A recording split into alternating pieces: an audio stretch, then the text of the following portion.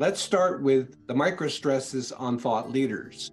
It's a deep well of potential microstresses there because it's a very challenging position. You have something to say, and it's important to you to say, and it feels breakthrough or new or original.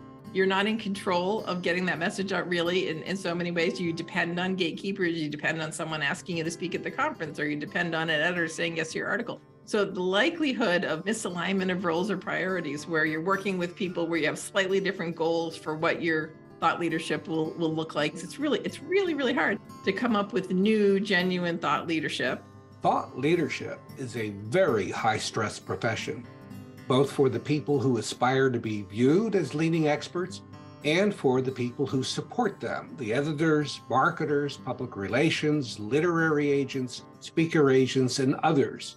Well, I am thrilled to let you know that we have a uniquely qualified source to weigh in on the stresses of thought leadership.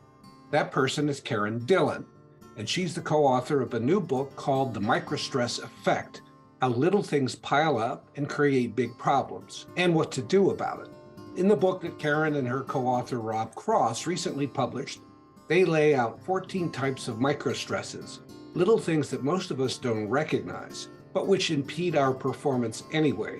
And just as important, they explain how we should handle these microstresses.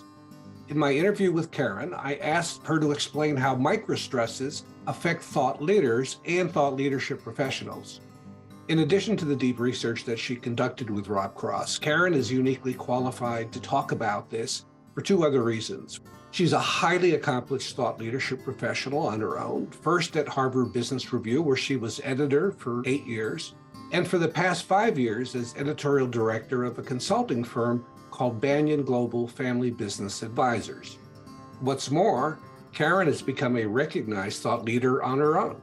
She has been a researcher at the Clayton Christensen Institute since 2016. She co-authored 3 books, and one of those books became a New York Times bestseller. So don't miss my interview with Karen in our next episode of Everything Thought Leadership.